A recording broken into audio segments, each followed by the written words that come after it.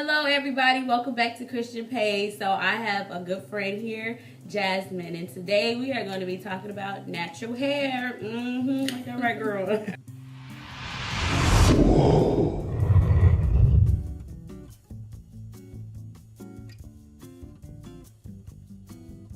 This video is for everyone who's thinking about transitioning from relaxers to natural hair.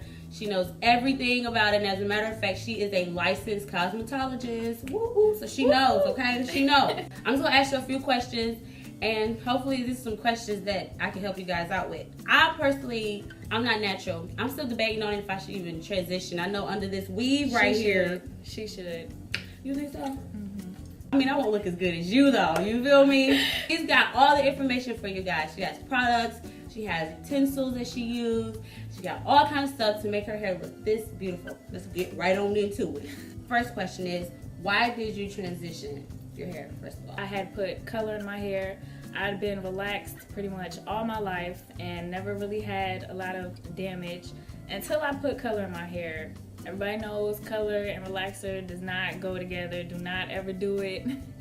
It's too much processing on your hair, and so my hair began to fall out, and so I was like, well, I'm gonna just jump on the natural wave. Okay, so did you do the big chop or? I did do the big chop. I tried to transition. I transitioned first for about 4 months, and then I went ahead and did the big chop. The two textures, I cannot do two textures. The people who are doing the transition and who are not doing the big chop and are just cutting, a little bit, more power to you. I couldn't stand two textures. So I just went ahead and did the big chop. It just depends on your texture. Mine, I couldn't do it. The straight, and then my natural is so curly and kinky that it just made it real difficult. I didn't like it. Cut it all off. Cut it off. Me, I would have to cut it off because I'm bald. You don't even want to see. Girl, I got that straight from Nigeria on a hot sunny day. Can we keep a little shrink? Show how long it is? Yes, my shrinkage is actually pretty. So that's 1 year and 9 months. Yeah. That's under 2 years. And it's long. It's pretty Yeah. long. So how did you get your hair to grow after you did the big chop? For the first 8 months, I just did yarn braids, and my hair didn't dry out. I only left them in for a month and a half, maybe 2 months, and then I would just take it out and do it over. How often do you clip your ends, and how do you do it? Do you straighten it out? And anytime that I start to do my hair and it snags, I feel like that's always the time I need to clip my ends. Yeah. I don't have like a certain time period. Like some people, I've heard some people do every 6 weeks or every 8 weeks. I don't do that. Just whenever I feel like they need to be clipped. Yeah. Whenever I press out my hair, when I get it straightened, I clip my ends too. How often do you straighten your hair? I've straightened my hair twice. Twice since Yes. she's been natural. Yes. So that means not every month. Right. That's good. That's dedication, girl. Yeah, Get it it is. Explain a wash and go. You just wash your hair, put conditioner. I like to do the lock method. LOC, it's liquid oil conditioner or cream. And so I would wash my hair. I put oil on it, castor oil and olive oil, and then conditioner, or you could use a hair lotion or a gel. For this right here, I did a gel.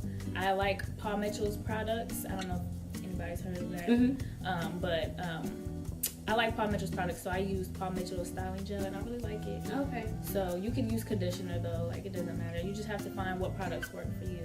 What products do you use, and did you bring any to show? I did. As a matter of fact, I brought my staple products. I don't know if anybody has heard about this. It's called Live. This little bottle was almost $6 at the beauty supply store. Especially when it comes to moisture. If you have really dry hair, this is going to keep that moisture in your hair. I use it when I used to do my yarn braids or any protective styling. I'll do this and leave the protective styling in for 2 weeks to a month and a half, and my hair will always be moisturized with this. It never dries out. The only bad thing with this is that if you put too much, your hair will be greasy. So you don't want, to touch your hair and then be able to use it as lotion. That's a lot of grease. But this is your soul glow. If you have like a 3 pattern texture hair and your hair is not as thick or not as curly, this might be too thick because it's a really heavy cream, so it might be too thick. This is mainly for people who have really dry hair. Olive oil and castor oil. I used to oil like my scalp with it, and I think this helped my hair grow a lot. I use an applicator bottle. Oh. If you don't have one of these, it costs like 99 cents. $0.99. Naturalistas, don't get on me about this, but Blue Magic hair grease. Blue Magic is good. My mom used to use that on me back in the day. Okay, I love Blue Magic, so I use Blue Magic hair grease. It's the old school. Yeah. Mom used to burn my forehead with that Blue Magic. put that Blue Magic on there and curl it real good. But I like it, especially for natural hair. If it's dry, you put some wash your hair, grease your scalp with the Blue Magic or the oil, and then use the Live and do, twist outs and stuff like that, and it's really good. Those are my staple products that I use. But I just found that those particular products really, I feel like really helps my hair to grow and be healthy and shiny. How often do you shampoo your hair? I shampoo my hair like every 2 to 3 weeks. Okay. It depends on what style I have in my hair. When I do protective styles such as like yarn braids or box braids or anything like that, I just wash my hair when I take those braids out. When you wash your hair, do you section it? Or did you ever have to section like in the beginning, or do you section it at all? When I first became natural, I didn't have to section my hair. I do now. I do 4 sections, and I start with the back, and then I do the front. What I do is I wash each section. After I wash that section, I'll braid it. Okay. Or I'll brush it out, put the conditioner in, braid it with the conditioner in, and leave it. Go to the next section. And so I'll have 4 braids, and I just keep rotating. What are a few protective styles that you could use without using weave? I love doing twists. Twists are my absolute favorite. I like to do I would do 4. So in my 4 sections, I'll do a twist, and then twist in the back and pin them up and wear my hair like that. That's like my number 1 protective styling. How do you keep your hair moisturized without having like that product buildup? With the products I use, I don't have to keep reapplying, especially with the Live. It's really good at keeping your hair moisturized. Just pretty much any protective style. I use the Live, and I just leave that in my hair. I just leave my hair like that for the 2 weeks. I don't have to reapply anything really. Unless it's more. Yeah. If you do it right the first time, you don't have to reapply. Explain to us what the curl patterns are in a row. Like, how many is it? Okay. There are 4. Okay. 4 curl patterns.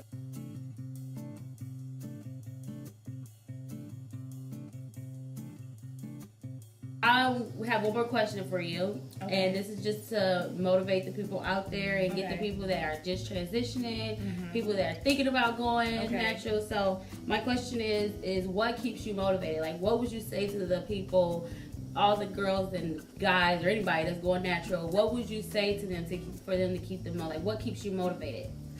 The thing that keeps me motivated is other people who are natural, who post videos, YouTube, Instagram. I follow Healthy Hair Journey on Instagram and Natural Hairstyles on Instagram and Facebook. But just seeing those pictures and seeing other people go through the change and the process of being patient and waiting, it's like, you know that you're gonna have to be patient and wait, but you also know that it's worth it.